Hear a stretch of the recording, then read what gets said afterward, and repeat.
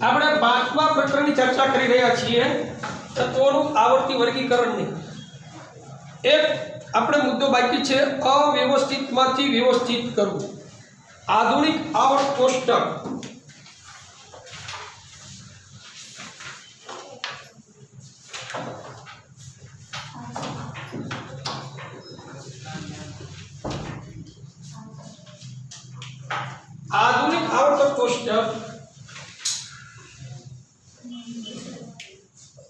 Henry મોસ્લે દ્વારા તૈયાર કરવામાં આવેલું છે। તેમ છતાં એમાં મેન્ડેલિફનો ફાળો પણ અગત્યનો છે। ટૂંકમાં ડોબ્રેનરની જે ત્રિપુટીના સિદ્ધાંત, ન્યુલેના અષ્ટકના નિયમો, આ બધા એમને રજૂ કરવા છતાં નિષ્ફળ સાબિત થયા હતા, એટલે એ સ્વીકાર્ય નથી બન્યા। ડોબ્રેનર 3 ત્રિપુટી બનાવી શક્યા, પછી એક પણ ત્રિપુટી બનાવી નથી શક્યા, એટલે એમનો પણ સિદ્ધાંત નિષ્ફળ ગયો છે। સારેગામા પદ્ધતિસર જે આપણે સંગીતના સુરોની ધ્યાનમાં રાખી ન્યુલેને જે અષ્ટકનો સિદ્ધાંત આપેલો એ પણ નિષ્ફળ સાબિત થયો છે। મેન્ડેલિફેનું 63 તત્વો, એ સમયમાં જાણીતા 63 તત્વોની એને ગોઠવણી કરી હતી।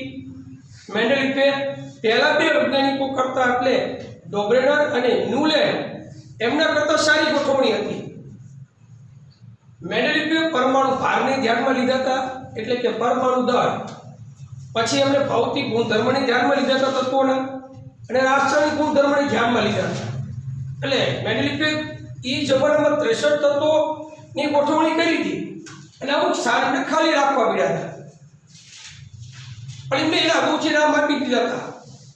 એક આ બોરોન, એક આ એલ્યુમિનિયમ અને એક આ સિલિકોન પૂર્વક તરીકે એમને અરુચિ એવી નિડરતાપૂર્વક આગાહી કરેલી કે આ 2 જે સ્થાન ખાલી મૂક્યા છે એ ખાલી સ્થાન ભવિષ્યમાં એવા જ ગુણધર્મ ધરાવતા તત્વોની શોધ થશે, આવું એમને અગાઉથી કહી દીધેલું। અને પછી સ્કેન્ડિયમ, ગેલિયમ, જર્મેનિયમ જેવા તત્વોની શોધ થઈ હતી, અને સ્થાન ભરપાઈ થઈ ગયા હતા। પણ એ સમયમાં ફક્ત 63 તત્વોના કારણે મેન્ડેલિફની આગાહી તો બરોબર સાચી થઈ ગઈ હતી, પણ જેમ જેમ તત્વોની શોધ થતી ગઈ, હાલના તબક્કે 118 તત્વો આપણે કોર્સની અંદર છે। આમ તો 126 તત્વો ઓલરેડી અત્યારે શોધાઈ ચૂક્યા છે, આધુનિક આવર્ત કોષ્ટકમાં અપલોડ પણ થઈ ગયેલા છે, પણ અમુકના નામકરણ કરવાના બાકી હશે। અહીંયા અવ્યવસ્થિતમાંથી હવે વ્યવસ્થિત કરવાની એક ક્રિયા, એટલે આધુનિક આવર્ત કોષ્ટક પેજ નંબર 85 ઉપર આપણને આપેલું છે।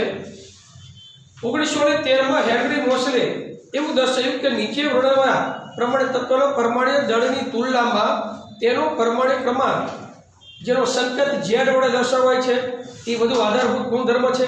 તે અનુસાર મેન્ડેલિફના આવર્ત કોષ્ટકમાં બદલાવ કરવામાં આવ્યો, અને પરમાણ્વીય ક્રમાંકને આધુનિક આવર્ત કોષ્ટકના આધારે સ્વરૂપે સ્વીકારવામાં આવ્યો હતો।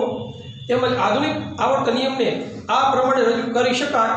એ નિયમ એક ગુણમાં તમને પૂછાય છે। પ્રશ્ન એવી રીતે પૂછાય છે, આધુનિક આવર્ત કોષ્ટકનો નિયમ લખો। આ રીતે જ્યારે પૂછાય ત્યારે તમારે ફક્ત એટલું જ લખવાનું, તત્વોના જે ગુણધર્મ છે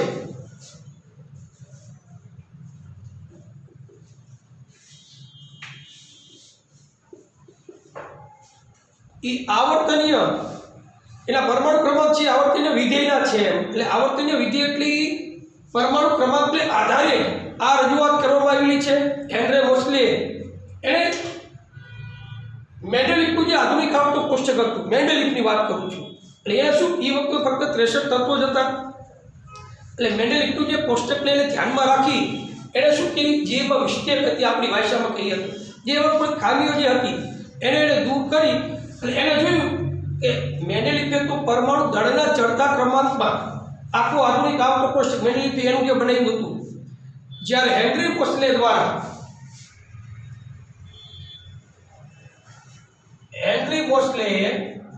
એણે Z એટલે પરમાણુ ક્રમાંક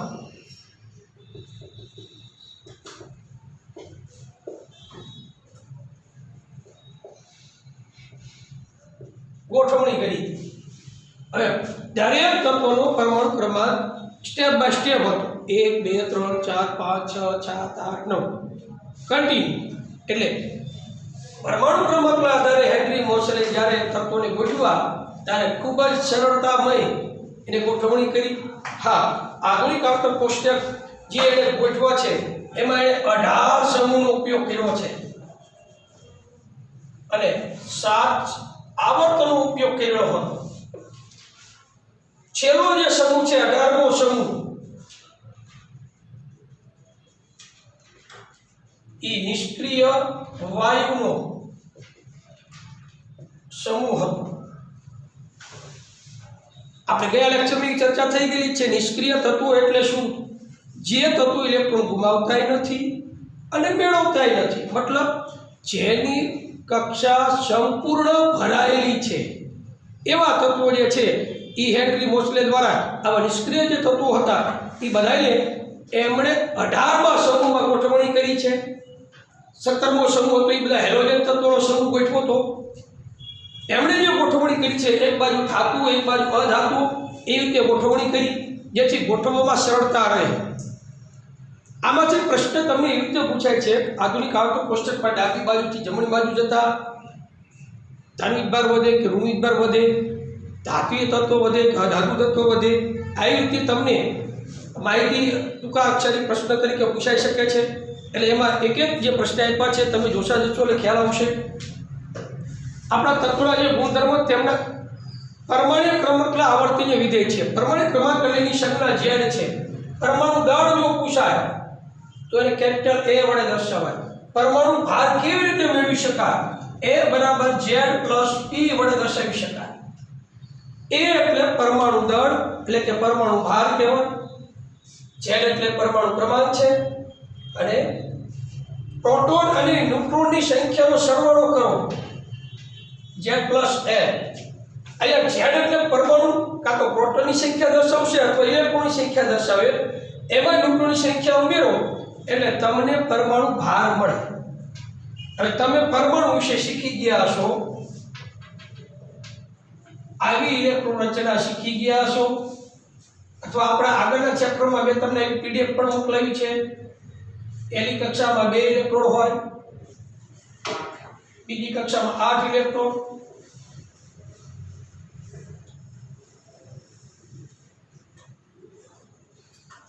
ઇલેક્ટ્રોનની કક્ષાઓમાં છે જે ઋણ વિભાગ ધરાવે છે, અહીંયા આની અંદર P પ્લસ N છે। તો આ પ્રોટોન અને ન્યુટ્રોન તો એ તો પરમાણુના કેન્દ્રમાં ન્યુક્લિયસ કહેવાય। આને શું કહેવાય? ન્યુક્લિયસ। ન્યુક્લિયસ શેનું બનેલું છે? પ્રોટોન અને ન્યુટ્રોનનું બનેલું છે। હવે આઇસોટોપ્સ જે હોય સમસ્થાનિકો એમાં પ્રોટોન અથવા ઇલેક્ટ્રોનની સંખ્યા તો સરખી જ હોય, પણ કોની સંખ્યા જુદી જુદી હોય તો કે એમાં ન્યુટ્રોનની સંખ્યા અલગ અલગ હોય। કોઈ પણ તત્વના જે સમસ્થાનિક હોય એટલે કે પ્રોટોન અને ઇલેક્ટ્રોનની સંખ્યા કેવી હશે? સમાન જ હોય છે, પણ એમાં ન્યુટ્રોનની સંખ્યા જુદી જુદી હોય। આવા તત્વોને એકબીજાના આઇસોટોપ્સ એટલે સમસ્થાનિકો કહેવાય। તો આ જે આધુનિક આવર્તક કોષ્ટકનો નિયમ છે એ ઠીક કરી લેજો મિત્રો। તત્વોના જે ગુણધર્મ છે તેમના પરમાણ્વીય ક્રમાંકના આવર્તનીય વિધેય છે। તો ચાલો આપણે એવું યાદ કરીએ કે પરમાણુ ક્રમાંક આપણને પરમાણુના કેન્દ્રમાં રહેલા પ્રોટોનની સંખ્યા આપે છે, પણ ફક્ત પ્રોટોનની સંખ્યા આપે છે એવું પણ આપણે નથી કહેતા। પરમાણુ ક્રમાંક મતલબ ઇલેક્ટ્રોનની સંખ્યા અને પ્રોટોનની સંખ્યાને પરમાણુ ક્રમાંક કહેવાય।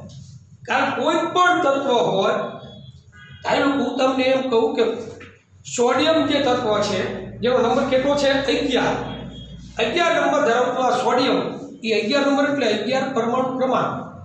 તો એનો મતલબ એ થયો કે સોડિયમની અંદર 11 પ્રોટોન છે અને 11 ઇલેક્ટ્રોન છે।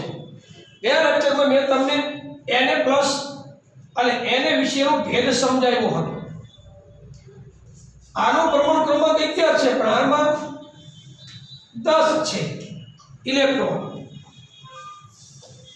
આમાં 10 ઇલેક્ટ્રોન છે પણ પ્રોટોન તો 11 જ છે, બરાબર? આ ઇલેક્ટ્રોનની સંખ્યા પણ પ્રોટોન કેટલા છે? એ તો 11 જ છે। આમાં ઇલેક્ટ્રોન અને પ્રોટોનની સંખ્યા બે સરખી છે। ઘરમાં બહુમતી હોય એનું હાલે, એટલે આમાં પ્રોટોનની બહુમતી વધારે છે, ધન વિભાર વધારે છે એટલે એને પ્લસ વડે દર્શાવાય। પણ આનાથી ઉલટું આપણે મેગ્નેશિયમને તમે લઈ લો અથવા એલ્યુમિનિયમ લઈ લો, આ 12 નંબર છે. Mg2+ આમ લખેલું હોય એનો મતલબ એ થયો એલ્યુમિનિયમમાં 13 નંબર છે, Al3+ લખો. અહીંયા 1 લખવામાં નથી આવ્યું, 1 પણ જો 2 વિધમાં ધરાવતો હોય 3 તો એ લખવા પડશે આટલા. આનો મતલબ એ થયો કે આમાં આ મેગ્નેશિયમની ઇલેક્ટ્રોન અને પ્રોટોન બે 12 છે. આમાં ઇલેક્ટ્રોન પ્રોટોન બંને 12 છે એટલે આ વિધભાર કેવો હોય? શૂન્ય થઈ ગયો. પણ આ મેગ્નેશિયમ 2 ઇલેક્ટ્રોન ગુમાવે એટલે એમાં ઇલેક્ટ્રોન કેટલા રહી જાય છે? 10. બરોબર, 10 ઇલેક્ટ્રોન. પણ પ્રોટોન તો 12 જ હોય છે, પ્રોટોન ગુમાવતા નથી. એટલે ઇલેક્ટ્રોનની આપલેમાં પરમાણુ ભારમાં કોઈ ફેર પડતો નથી, કારણ કે પ્રોટોનની સંખ્યા જેની જ રહે છે. આગળના ચેપ્ટરમાં ન્યુક્લિયર વિખંડન તો આપણે આવશે શીખવાનું, 4થું ચેપ્ટર બાકી છે. એમાં આ વિખંડન જે થાય, તમે પરમાણુ બોમ્બ વિશે સાંભળ્યું હોય કદાચ. પરમાણુ બોમ્બ કેવી રીતે બનાવતા હશે આવો પ્રશ્ન થઈ શકે છે. પરમાણુ બોમ્બ છે મિત્રો, આજે યુરેનિયમ જેવું તત્વ જે હોય 92 પરમાણુ ક્રમાંક ધરાવે છે યુરેનિયમ. ભારતમાં યુરેનિયમ ધાતુ મળતી નથી. ગોલ્ડ, સોના કરતાં પણ કિંમતી છે યુરેનિયમ. અમેરિકામાં સૌથી વધુ પ્રમાણમાં મળતી આવતી ધાતુ છે યુરેનિયમ. એ યુરેનિયમ એટલી રેડિયેશન ફેલાવતી ધાતુ છે. યુરેનિયમનો કોઈ નાનો એવો ટુકડો તમે કોઈ બહાર ફેંકી દો છો, કોઈ રસ્તા પર પડ્યો છે, તો અહીંયા એ રસ્તા પર પડ્યો એ રેડિયેશન ફેલાવે છે. એની પર હવા, પાણીની, સૂર્યપ્રકાશની અસર થાય, એ રેડિયેશન ફેલાય. અને એ યુરેનિયમથી જે રેડિયેશન ફેલાય આજુબાજુના રહીશો જે રહેણાંક વિસ્તારમાં ફેલાય એટલે અહીંયાના લોકોને શ્વાસોશ્વાસની તકલીફ થઈ, બીમારી થઈ, મૃત્યુ પામે છે. એટલું બધું ખતરનાક છે. એટલે પરમાણુ બોમ્બમાં સૌથી વધારે ઉપયોગ થાય થોરિયમ, યુરેનિયમ આવા તત્વોનો ઉપયોગ કરે છે. હવે તો હાઇડ્રોજન બોમ્બ આવી ગયા છે, ન્યુક્લિયર બોમ્બથી આગળ પણ શક્તિશાળી. મિત્રો, આ જે નાશ કરવાની જે બધી વસ્તુઓની શોધખોળ થઈ રહી છે એ દુનિયા માટે તો નકામી જ છે. 1945માં 6મી ઓગસ્ટ અને 9મી ઓગસ્ટના રોજ અમેરિકાએ જાપાન ઉપર પરમાણુ બોમ્બનો પ્રથમ વખત પ્રયોગ કરેલો. એ વખતે હિરોશીમા અને નાગાસાકી નામના 2 જે શહેરો હતા એ નકશામાંથી ભૂસાઈ ગયા હતા. એ દ્રશ્ય હજુ લોકોના મગજમાં છે, ત્યાંના લોકોના. કારણ કે એ પરમાણુ બોમ્બની અસરથી ત્યાં બાળકો, વિકલાંગ બાળકો જન્મતા હતા. કારણ કે વાતાવરણમાં એવું રેડિયેશન એટલું બધું ખતરનાક હતું કે જેના જનીન અંગો ઉપર અસર કરતા હતા. એના કારણે રંગસૂત્રોમાં ખામી પેદા થતી હતી એટલે બાળકો વિકલાંગ જન્મતા હતા. ભારતે પણ અટલ બિહારી વાજપેયી વડાપ્રધાન હતા લગભગ એ વખતે 1998માં 98ની સાલમાં લગભગ આપણે પરમાણુ બોમ્બ બન્યા પછી એને પોખરણના રણમાં રાજસ્થાન ત્યાં અણુ ધડાકો કરી બતાવ્યો. એટલે ભારતે પણ પરમાણુ બોમ્બ બને એવું સાબિત કરી દીધું દુનિયાને. પણ આમ તો પરમાણુ બોમ્બ ભલે જ્યાં પોખરણમાં ધડાકો કર્યો, થોડોક આગો ઘા કર્યો તો ખ્યાલ આવી જતો કે બરોબર છે, એટલી ઊંચા કે થઈ જાય. પણ એ જમાનામાં થઈ ગયું છે, વાંધો ના આવ્યો. આપણા પ્રાઇમ મિનિસ્ટર એ જમાનામાં વ્યવસ્થિત હતા, અત્યારે પણ છે. મિત્રો, આમાં જે ખર્ચો એટલે આખી દુનિયાને લાગુ પડે છે. જેટલો રસ સર્જનાત્મક બાબતોમાં નથી રહેતો ને એટલો નાશક બાબતોમાં વધારે રસ લે છે દુનિયાના તમામ દેશો. પરમાણુ બોમ્બ બનાવવામાં જેટલો ખર્ચો કરેલા કરતાં કોઈ સારી સ્કૂલો, સારી યુનિવર્સિટીની જો સ્થાપના કરે ને તો વર્લ્ડનો વિકાસ થવાનો જ છે. માણસનો સૌથી મોટો દુશ્મન માણસ જ બની બેઠો છે અત્યારે. બધાને ખબર છે એક દિવસ અહીંથી વિદાય લેવાની આ દુનિયામાંથી. તો આ પરિસ્થિતિ નિર્માણ અમેરિકા અમારા પાપ લઈને ચપ્પલવાળા લાગુ જીવે એક દિવસ દુનિયામાંથી વિદાય તમામ લોકોને છે, ખબર જ છે. તેમ છતાં તમે જો સંપત્તિ, પૈસા, જમીન આ બધી બાબતોની વચ્ચે માણસ જ પીસાઈ રહ્યો છે. બધા લોકો ભેગા થઈ ખાલી માનવતાની બાબત વિચારે તો આ પરમાણુ બોમ્બ બનાવવાની કોઈ આવશ્યકતા નથી. જેની જરૂર છે ખાસ કરી માનવતા, શિક્ષણનો વધારો કરો, કોઈ આપણી સંસ્કૃતિને વધારો, પણ એ બાબતોમાં ઓછો રસ લે છે. વધારે તો સર્જનાત્મક બાબતોમાં ધ્યાન નથી આપતી આપણી ગવર્મેન્ટ. એટલે અહીંયા આપણે હમણાં વાત કરી કે પરમાણુ ક્રમાંક આપણે પ્રોટોન પરમાણુના કેન્દ્રમાં રહેલા પ્રોટોનની સંખ્યા આપે છે અને એ જો પરમાણુના કેન્દ્રમાં પ્રોટોન રહેલા છે પણ કક્ષાઓમાં ઇલેક્ટ્રોન રહેલા છે પણ પ્રોટોન અને ઇલેક્ટ્રોનની સંખ્યા સમાન જ હોય. હા, આમાં પ્રોટોન અને ઇલેક્ટ્રોનની સંખ્યા સમાન નથી. આયનો અને સોડિયમ આયન કહેવાય. ધન આયન અથવા ઋણ આયન બનાવે. જ્યારે કોઈ પણ તત્વ ઇલેક્ટ્રોન ગુમાવે અથવા મેળવે એટલે કાં તો ઋણ આયન અથવા ધન આયન બનાવે છે. ઇલેક્ટ્રોન જો ગુમાવતું હોય એ ભૌતિક ગુણધર્મ દ્રષ્ટિએ જોવા જઈએ તો એ ધાત્વીય ગુણધર્મ ધરાવે છે. કારણ કે ધાતુઓ છે એ લગભગ ઇલેક્ટ્રોન ગુમાવવાની વૃત્તિ ધરાવે છે. અધાતુઓ જે છે ઇલેક્ટ્રોન મેળવવાની વૃત્તિ ધરાવે છે. નિષ્ક્રિય તત્વો છે એકે વૃત્તિ ધરાવતા નથી. મતલબ ઇલેક્ટ્રોન આપતાય નથી અને સ્વીકારતાય નથી. કારણ કે એની કક્ષાઓ કેવી સંપૂર્ણ ભરાયેલી હોય છે.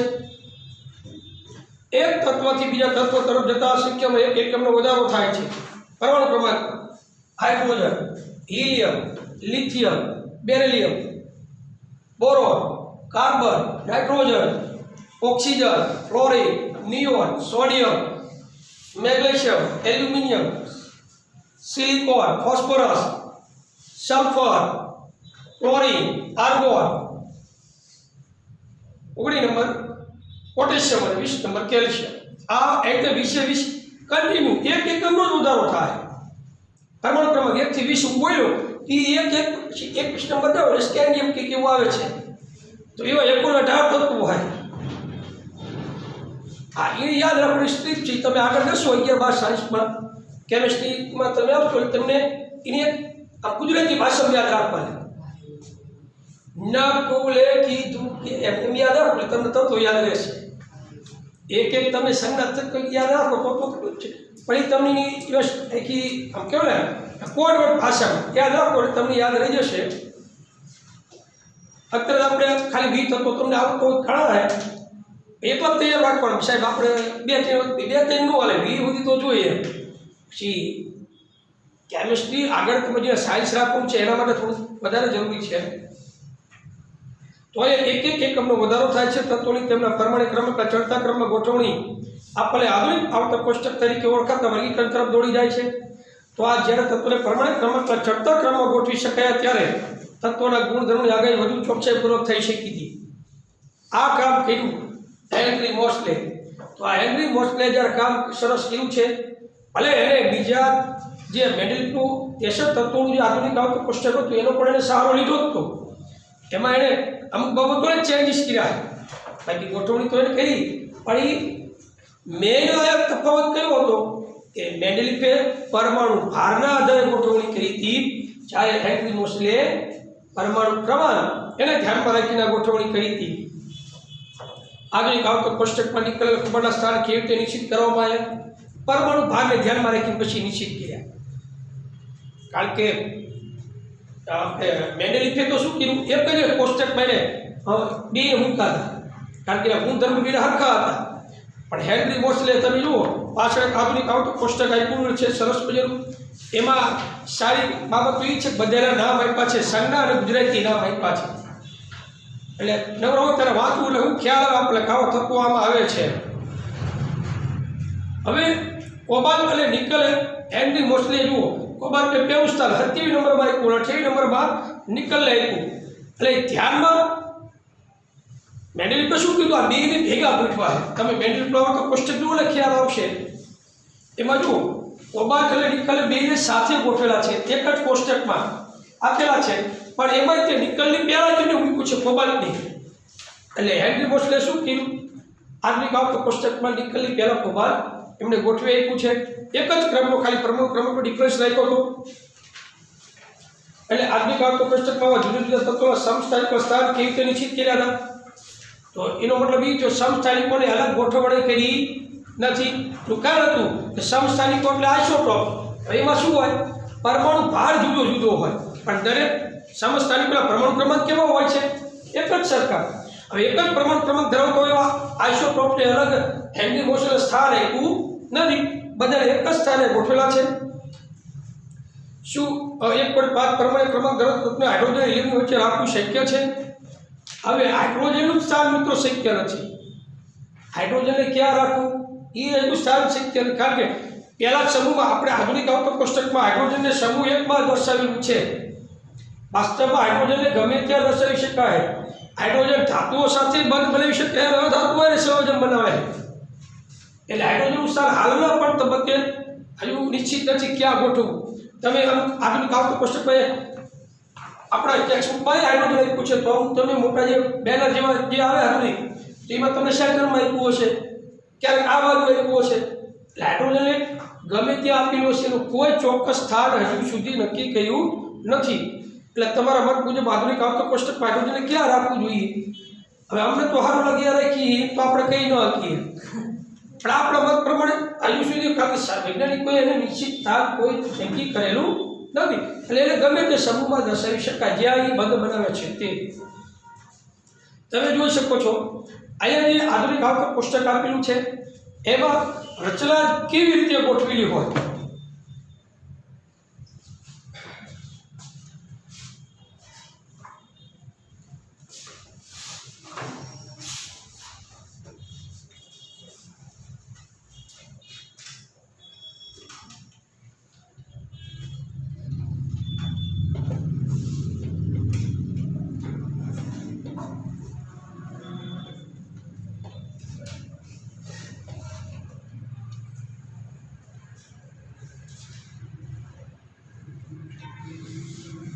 આપણે કેલ્શિયમ જે છે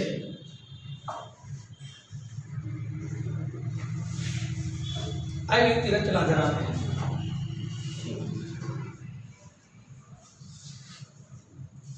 કે એલિમેન્ટ તમે જુઓ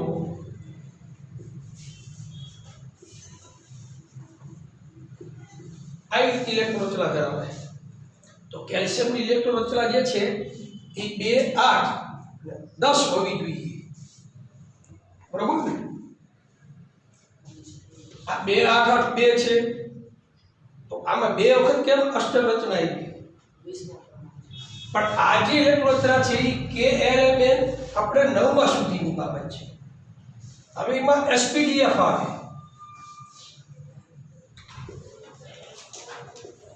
કક્ષકને ધ્યાનમાં લેવાય. કક્ષાની અંદર કક્ષકો છે એસપીડીએફ. આ રીતે આની ગોઠવણી કરવાની હોય એટલે આ બધામાં બે ઇલેક્ટ્રોન હમાય. એસપીડીએફમાં બે ઇલેક્ટ્રોનની ક્ષમતા હોય. આ રીતે ગોઠવે. અહીંયા એસ પ્રકારની 2 ઇલેક્ટ્રોન રચના, પી પ્રકારની 3 હોય. આમાં 2, આમાં 6, આમાં 10, આની 7 ઇલેક્ટ્રોન બધેમાં બે ઇલેક્ટ્રોન હમાય એટલે કુલ 14 ઇલેક્ટ્રોન સમાય. એસ પ્રકારની જે કક્ષક હોય એમાં આ કક્ષા છે આ કક્ષક હોય. પહેલી કક્ષામાં 2 ઇલેક્ટ્રોન. પછી પી પ્રકારની જે કક્ષા હોય એની પેટા કક્ષા 3 હોય તો બધેમાં હમાય બે એટલે કુલ કેટલા હોય? 6 ઇલેક્ટ્રોન હમાય. ડી પ્રકારની એની પેટી કક્ષા 5 આવે. એ પેટી કક્ષા હોય બધેમાં હમાય બે એટલે 5 કક્ષા કુલ કેટલા ઇલેક્ટ્રોન થયા? 10 ઇલેક્ટ્રોન. એમ કક્ષા જે છે એની પેટા કક્ષાઓ કેટલી? 7 આવે. એ 7 માં હમાય પાસે કેટલા બે એટલે એમાં 14 ઇલેક્ટ્રોન. એટલે આ રીતે જ્યારે ગોઠવણી કરવામાં આવે ત્યારે 2 8 8 2 થાય. જો તમે આ રીતે ગોઠવણી કરવા જાઓ તો છેલ્લી કક્ષામાં 18 એટલે 18 હમે કેટલું બધું તો છેલ્લી કક્ષામાં અહીંયા તો ત્રીજી કક્ષામાં 8 છે તો અહીંયા 9 આવી જવો પડશે ડાયરેક્ટ એમ. બરાબર? એટલે એસપીડીએફ જે આપી છે આની વિસ્તારની થોડીક માહિતી હું તમને પછીના લેક્ચરમાં થોડોક સમય વધારે જોશે કે જ્યારે ચોથું ચેપ્ટર આપણે શરૂ કરવાના છીએ ત્યારે ઓફલાઈનમાં તમને વધારે સમજું ત્યાં વિસ્તાર કેવી રીતે આ આવે છે. અત્યારે નથી આપણે તમને સમજ્યું કારણ થોડોક સમય આપણે ચેપ્ટર ટોપિક બાકી છે પૂરું કરવું છે એટલે. પણ ચોથા ચેપ્ટરમાં જ્યારે કાર્બનિક સંયોજનની આપણે ચર્ચા કરશું ત્યારે હું ઓફલાઈન તમને બધી કોઈ પણ કક્ષા જે ઇલેક્ટ્રોન રચનાઓ ધરાવે છે કોઈ પણ તત્વ તો ઇલેક્ટ્રોન રચના કેવી રીતે આવે છે તમે આગળ જાઓ 50 પરમાણુ ક્રમાંકની ઇલેક્ટ્રોન રચના કેવી થતી હોય તો કે 2 8 8 18 લાઈન થતી હોય. પણ કેવી રીતે થાય એની માહિતી હું તમને ચોથા ચેપ્ટરમાં આપીશ. બરાબર? એ વખતે મને યાદ કરાવજો એટલે માહિતી આપીશ. ન કરાવ તો મને ખ્યાલ જ હશે. આ તો તમને આને પેલા ધ્યાનમાં રાખવું પડશે. તમે KLMN સુધી ભણી ગયા છો, હવે SPDF એમ 4 પેટા જે પેલા કક્ષા ક કહેવાય, એ કક્ષાની અંદર આવેલી હોય. આગળ આપણે જોઈ શકીએ છીએ તેમ આધુનિક આવર્તક કોષ્ટકમાં મેન્ડેલિયનની ત્રણેય મર્યાદાઓમાં સુધારો કરવામાં આવ્યો હતો. આધુનિક આવર્તક કોષ્ટકમાં તત્વોનું સ્થાન કઈ બાબત પર આધારિત છે જાણ્યા બાદ આપણે હાઇડ્રોજનના વિસંગત સ્થાનની ચર્ચા કરીશું. એટલે આપણે વાત એ કરી દીધી છે કે હાઇડ્રોજનનું હજુ કોઈ પણ સ્થાન નક્કી થયું નથી. એટલે ગમે તે બાજુ, કારણ કે બંને બાજુ બંધ બનાવી શકે છે, ધાતુઓ સાથે બનાવી શકે છે અને અધાતુ સાથે પણ બંધ બનાવી શકે છે. એટલે ધાતુની સાઈડ બે મૂકી શકાય અને અધાતુ પણ બાજુ મૂકી શકાય. તો એ મેં આપ્યું છે આધુનિક આવર્તક કોષ્ટકમાં તત્વોનું સ્થાન. HMI પ્રશ્ન છે કે ગુણના આધુનિક આવર્તક કોષ્ટકમાં સ્તંભ કેટલા હોય છે? તો કે 18. એટલે ઊભા જે સ્તંભ હોય ને ઊભા, તો તમે આ જોઈ શકો છો. આ જે આમ આપ્યું છે એને સમૂહ કહેવાય. આડી હરોળ હોય એને આવર્ત કહેવાય. એટલે સમૂહ કેટલા છે? 18.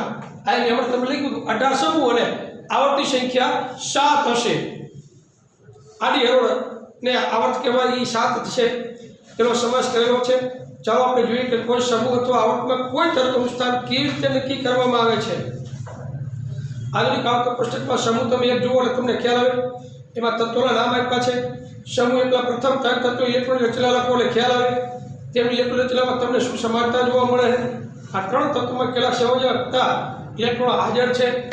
તો પહેલા સમૂહની આપણે વાત કરીએ છીએ. સમૂહ 1 જોઈએ, એમાં તત્વોના નામ લખો એટલે એ સમૂહ એટલા પ્રથમ 3 તત્વોની ઇલેક્ટ્રોન રચના તમે જુઓ તો તમે લિથિયમ, સોડિયમ અને પોટેશિયમ લઈ લો.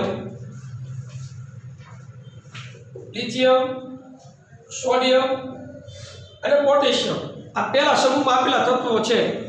3 નંબર, 11 નંબર અને 19 નંબર આપ્યા છે.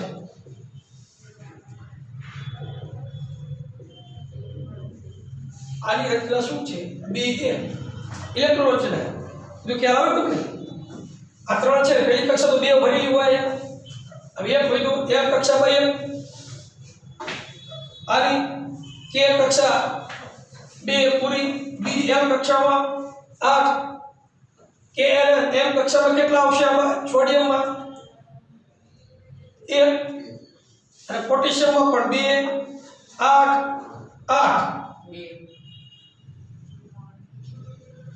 8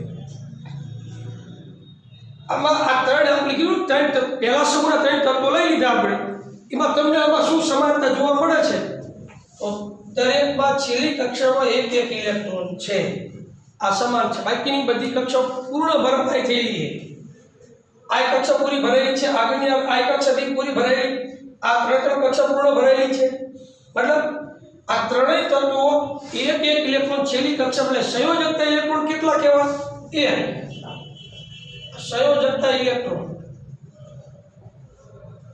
1 છે. શું કરશે? 1 ઇલેક્ટ્રોન ગુમાવે. આ ગુમાવે એટલે આ તત્વોની વૃત્તિઓ કેવી છે? ઇલેક્ટ્રોન ગુમાવવાની વૃત્તિ છે. આ ઇલેક્ટ્રોન મેળવશે નહીં. એટલે ઇલેક્ટ્રોન ગુમાવી અને કેવો વીજભાર પ્રાપ્ત કરશે? ધન વીજભાર પ્રાપ્ત કરશે. ધન વીજભાર પ્રાપ્ત કરે. કારણ શું? 1 ઇલેક્ટ્રોન ગુમાવે એટલે પ્રોટોનની સંખ્યા તો એની જ રહે છે. બહુમતી કોની થઈ ગઈ? આપોઆપ પ્રોટોન. એટલે પ્રોટોન છે ધન વીજભાર વધારે હોવાના કારણે આ ધાતુમય તત્વો 1 ઇલેક્ટ્રોન ગુમાવે એટલે ધન વીજભાર પ્રાપ્ત કરે છે. એટલે હવે બીજો સમૂહ તમે લેશો તો એમાં 1 ઇલેક્ટ્રોન નહીં હોય. એમાં છેલ્લી કક્ષામાં 2 ઇલેક્ટ્રોન હશે. એટલે આજે ગોઠવણી કરી છે ને એ આ બધી બાબતોને ધ્યાનમાં રાખી છે એમને. એટલે તમે એક ત્રીજો સમૂહ લો, તેમાં 3 હશે. ચોથા સમૂહમાં તો કે 4 ઇલેક્ટ્રોન હોય. ઇલેક્ટ્રોન મેળવવા તો ગુમાવવાની બંનેમાંથી કોઈ પણ વૃત્તિ ધરાવી શકે. મતલબ ક્યારેક અર્ધ ધાતુમય ગુણધર્મ ધરાવતા હોય. અર્ધ ધાતુ તત્વોનો પણ આપણે એક વર્ગ છે. આમ તો તત્વો 2 છે, ધાતુ ન ધાતુ. પણ અમુક તત્વો એવા છે અર્ધ ધાતુ, જે ધાતુને લક્ષણ ધરાવતો હોય અને અધાતુને ધરાવે.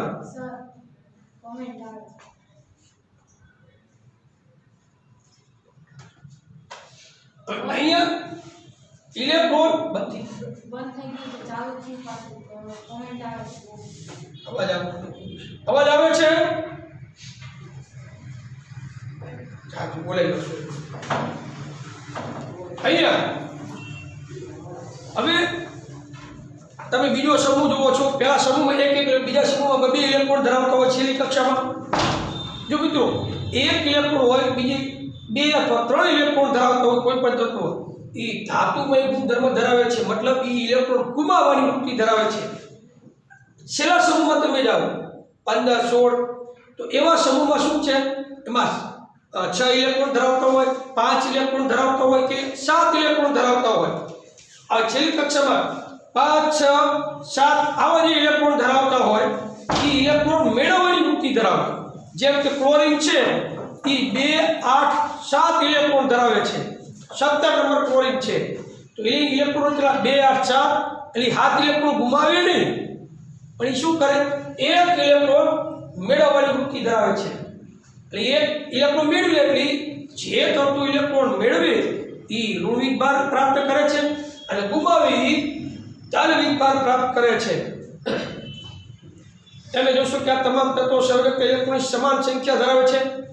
તેવી જ રીતે તમે જોશો કે કોઈ એક સમૂહમાં રહેલા તત્વોના સંયોજક ઇલેક્ટ્રોનની સંખ્યા સમાન હોય છે. આપણે જોયું સંયોજક ઇલેક્ટ્રોનની સંખ્યા કેવી છે, સમાન પહેલા સમૂહમાં. બીજા સમૂહમાં તો કે દરેક તત્વોની સંયોજકતા કેટલી હશે, 2 તો બીજા સમૂહમાં સંયોજકતા ઇલેક્ટ્રોન પણ સમાન, એમ ત્રીજા સમૂહમાં પણ સંયોજકતા ઇલેક્ટ્રોન સમાન હશે. દરેક સમૂહમાં જે તત્વોની ગોઠવણી કરી છે એના સંયોજકતા ઇલેક્ટ્રોન કેવા હશે, સરખી સંખ્યામાં હશે. તમે જોઈ શકો છો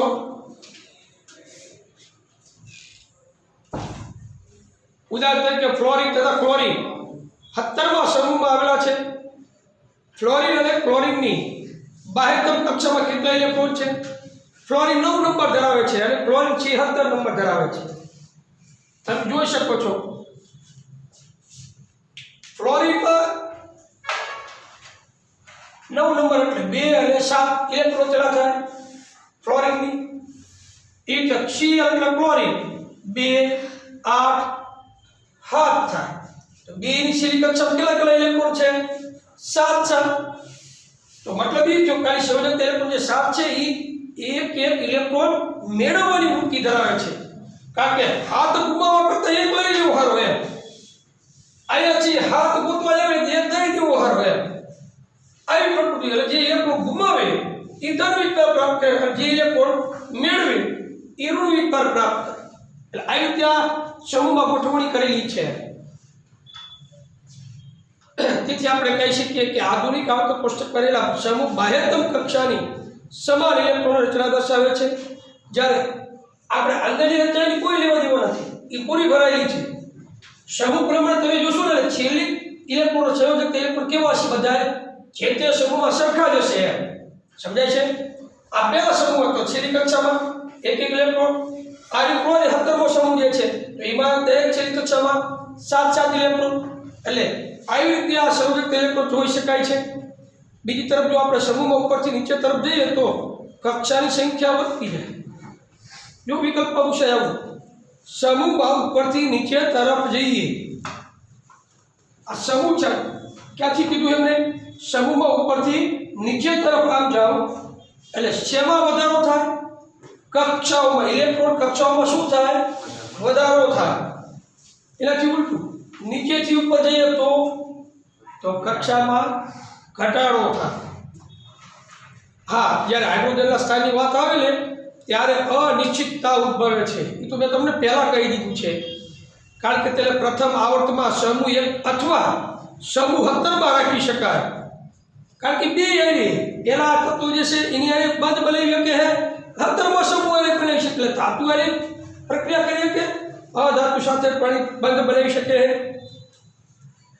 જો તમે આધુનિક આવર્તક કોષ્ટકને જોશો તો ખ્યાલ આવશે કે lithium, beryllium, boron, carbon, nitrogen, oxygen, fluorine અને નિયોન બીજા આવતા તત્વો છે. તેમની ઇલેક્ટ્રોનની રચના લખો. એ રચના તમે લખતા આવડે ખરી?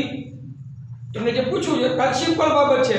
આવી રીતે ઇલેક્ટ્રોન રચના દોરવાની નથી કીધી, ખાલી લખવાની. એટલે આવી રીતે લખવાની. હું બોલી જેવો ખ્યાલ આવશે. જેમ કે લિથિયમ તો એ આ લખેલી છે 2A. પછી બેરિલિયમ તો બેરિયમનો નંબર કેટલો છે તમે પહેલા સમૂહમાં જોઈ શકો છો.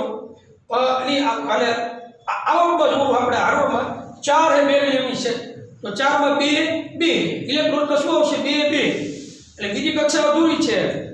પછી બોરોન સાબિની સાઈડમાં તમે જોશો આ ભાઈનું આ બોરોન અને 5 નંબર છે એ એક ઇલેક્ટ્રોન ત્યાં શું થાય 2 3 એની કક્ષામાં તો 2 જ આવશે. પછી કાર્બન તો 2 4 પછી નાઇટ્રોજન 2 5 પછી ઓક્સિજન 2 6 અને ફ્લોરિન તો મિત્રો છેલ્લે ફ્લોરિન તો લખેલું છે 2 હાથ અને પછી 10 નંબર જે નિયોન છે એ જો 18મા સમૂહમાં 2 8 નિયોન જે છે એ કક્ષા બી પૂર્ણ ભરપાઈ થયેલી છે. તો આપણે એમણે એવું કીધું કે તમે આયતા ઇલેક્ટ્રોનમાં જતા જાઓ તો શું જોવા મળ્યું તમને કે છેલ્લી કક્ષામાં એક ઇલેક્ટ્રોન વધતો જાય છે. થાય પહેલી કક્ષા જોઈ લીધી 2 1 પછી 2 2 પછી 2 3 2 4 2 5 એમ છેલ્લે 2 10 સુધી આવ્યું. એ 2 10 ઇલેક્ટ્રોન કોની છે 2 8 છેલ્લે 2 8 થી આવ્યું છે 10 નંબર પરમાણુ ક્રમાંકની છે નિયોન. તો એ નિયોન પાછું કેવું સમૂહ થઈ ગયું તત્વ નિષ્ક્રિય કારણ કે એની કક્ષા કેવી છે નથી ઇલેક્ટ્રોન ગુમાવતું કે નથી ઇલેક્ટ્રોન મેળવતું. શું આ બધા તત્વો પર સમાન સંખ્યાના સંયોજક ઇલેક્ટ્રોન ધરાવે છે ના. એનું કારણ એ કારણ કે એક આવર્તના છે એક સમૂહના જો હોય તો એની સંયોજક ઇલેક્ટ્રોન હરખી હોય. સમજાય બોલવી એ આ બધા તત્વો છે ને આયા એક આવર્તના છે એક સમૂહના નથી. આપણે આમ જોયું ને આ રીતે જો જુઓ તો બધાની ઇલેક્ટ્રોન જે સંયોજકતા એ હરખી હોય પણ એક આવર્તમાં તમે આમ જુઓ છો આવર્તમાં જોઈએ આપણે એટલે આવર્તમાં બધાએ આ તત્વોની સંયોજક ઇલેક્ટ્રોન હરખા નહોતા કારણ કે આમાં એક હતું પછી 2 આવ્યા છેલ્લે 3 એવી રીતે આવ્યા. શું તેઓ સમાન સંખ્યાની કક્ષાઓ ધરાવે છે હા કક્ષાઓ તો બધી સમાન હતી બબે ધરાવે છે બધા કક્ષાઓ બબે હોતી બધાની કક્ષાઓ હરખી હતી ને હા કક્ષાઓ હરખી હતી. આની 2 કક્ષા તો 2 હતી કક્ષા તો 2 જ છે. નિયોનની છેલ્લે 2 8 કક્ષાઓ તો 2 છે આ કક્ષાઓ હરખી હતી પણ સંયોજક ઇલેક્ટ્રોન હરખા નહોતા. તમે જોશો કે બીજા આવર્તના બધા આ તત્વો સમાન સંખ્યામાં સંયોજક ઇલેક્ટ્રોન ધરાવતા નથી પરંતુ તેઓ સમાન સંખ્યામાં કક્ષાઓ ધરાવે છે. તમે તે પણ અવલોકન કરો છો એટલે બીજા આવર્તના જે જોઈએ આપણે આડી હરોળમાં જોઈએ એટલે એને આવર્ત કહેવાય ઊભી હરોળમાં હોય તો સમૂહ કહેવાય. તો આપણે બીજા આવર્તના જે તત્વો જોયા એ સમાન સંખ્યામાં સંયોજક ઇલેક્ટ્રોન ધરાવતા નથી પરંતુ તેઓ સમાન સંખ્યામાં કક્ષાઓ ધરાવે છે હા એ આપણે જોઈ લીધું. તમે તે પણ અવલોકન કરો છો કે આવર્તમાં ડાબીથી જમણી તરફ જતા જો પરમાણુ ક્રમમાં 1 એકમનો વધારો થાય તો સંયોજકતા કક્ષા ઇલેક્ટ્રોનમાં પણ 1 એકમનો વધારો થાય. હા આપણે આ રીતે આમ આવ્યા એટલે પરમાણુ ક્રમાંક 1 1 વધ્યો આપણે જોયું લિથિયમ બરાબર બેરિયમ એટલે ઓલા 3 તો 4 પરમાણુ ક્રમાંક પછી 5 6 1 1 પરમાણુ ક્રમાંક વધતો ગયો. હામે પેલી ઇલેક્ટ્રોન કક્ષામાં પણ 1 1 ઇલેક્ટ્રોન વધે ને આ 2 1 2 2 2 3 2 4 2 5 2 6 2 7 2 8 એટલે નિયો રહી ગયું કક્ષા 2 થઈ પણ 1 1 પરમાણુ ક્રમાંક પર જો 1 1 ઇલેક્ટ્રોન વધતો હોય આવર્તમાં તો સંયોજક ઇલેક્ટ્રોનમાં પણ 1 1 ઇલેક્ટ્રોનનો શું થાય વધારો થાય. અથવા આપણે કહી શકીએ કે સમાન સંખ્યામાં ભરેલી કક્ષાઓ ધરાવતા જુદા જુદા તત્વોના પરમાણુઓ એક જ આવર્તમાં મૂકવામાં આવેલા છે. Sodium magnesium aluminium silicon phosphorus sulphur chlorine અને આર્ગોન આધુનિક આવર્ત કોષ્ટકના ત્રીજા આવર્તમાં રહેલા છે. તેથી આ તત્વોના પરમાણુ ઇલેક્ટ્રોન K L અને M કક્ષાઓમાં ભરાયેલા છે. સમજાય છે. આપણે ત્રીજો આવર્ત કીધો છે જો સોડિયમ થયેલો sodium magnesium aluminium silicon phosphorus sulphur chlorine અને આર્ગોન. તો ત્રીજો આવર્ત આવ્યો એટલે એમાં કક્ષા જો પહેલું આવર્ત હોય એમાં એક જ કક્ષા હોય બીજા આવર્તમાં 2 કક્ષા ત્રીજી આવર્ત હોય તો 3 કક્ષા. આ તમે સોડિયમ થી જોઈ લો આ સોડિયમ છે 2 8 3 કક્ષા થઈ.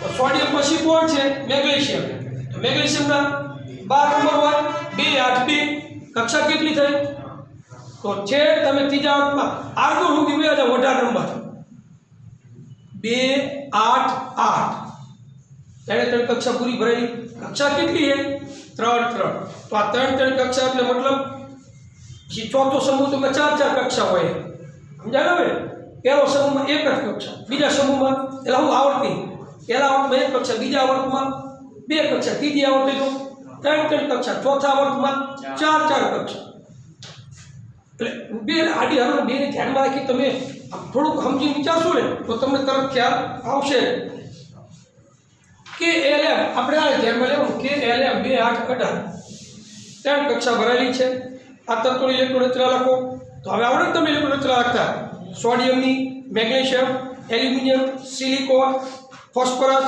સલ્ફર ક્લોરીન અને આર્ગોન ખ્યાલ આવ્યો હું એક આર્ગોનની ચાલુ કે છેલ્લી છે તો એની KL 2 8 8 આર્ગોનનો નંબર કેવો હોય 18 નંબર है 2 8 8 ત્રણ કક્ષા છે એટલે ત્રણ કક્ષા પૂરી ભરાયેલી છે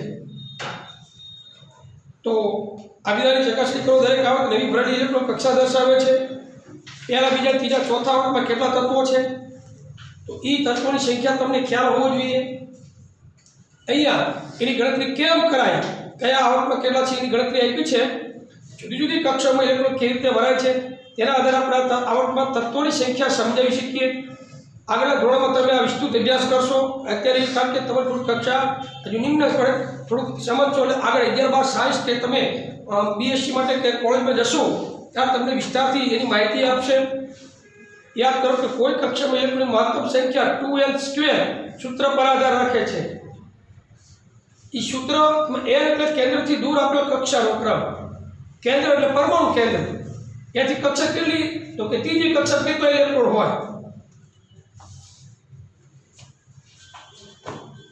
2n² ને સૂત્ર આપ્યું છે મિત્રો n એટલે શું કક્ષા હું તમને કહું ચોથી કક્ષામાં કેટલા ઇલેક્ટ્રોન આવે ચાલો કે પહેલી કક્ષા લઈએ તો જેટલો એક પહેલી એટલે એકલો લેવાનો 2 એકા એકલો વર્ગ કેટલો થાય 1 2 એકા પહેલી કક્ષામાં કેટલા ઇલેક્ટ્રોન આવશે 2 આ આંકડા કેવી રીતે આવે એની વાત છે હવે બીજી કક્ષામાં લઈએ તો 2 નો વર્ગ કેટલો 4 4 દુ 8 ત્રીજી કક્ષાનો વર્ગ એટલે 3 તેરી 9 9 દુ 18 ખ્યાલ આવ્યો 32 4 નો વર્ગ 16 16 દુ હવે તમને એમ કહું સાતમી કક્ષામાં કેટલા હોય તો 98 ઇલેક્ટ્રોન કેટલા 98 7 નો વર્ગ કેવો થાય 49 49 દુ 18 ખ્યાલ આવ્યો એટલે મૂળ સૂત્ર કેવું લાગે 2n² આ ઇલેક્ટ્રોનની ગોઠવણી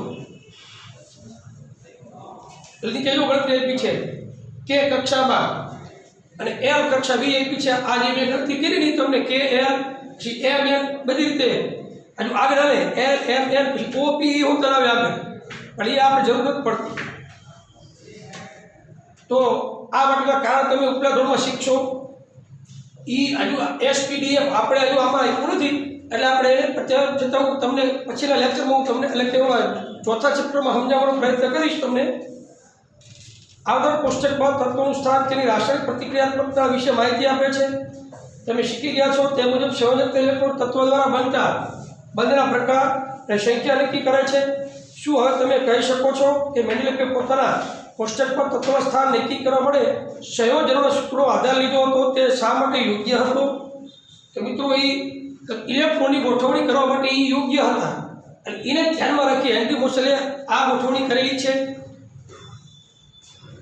એના આધારે સમાન રાસાયણિક ગુણધર્મો ધરાવતા તત્વો એક જ સમૂહમાં કેવી રીતે લખી શકાય એ જે સમજૂતી છે એ બધી આધુનિક આવતો કોષ્ટકનું વલણ એ આપણા કોર્સમાં છે નહીં કારણ કે આમ તો આ કોરોના કાળના કારણે 30% જે રદ થયો છે એટલે એમને અમુક બાબતો કાઢી નાખી છે જે થોડીક આનાથી હાઈ લેવલમાં છે પણ તેમ છતાંય નવરા પડો ત્યારે વાંચું બરાબર આપણે પ્રકરણ પૂરું કરીએ છીએ વલણ જે છે કોર્સમાં આપણે છે નહીં બરાબર નમસ્કાર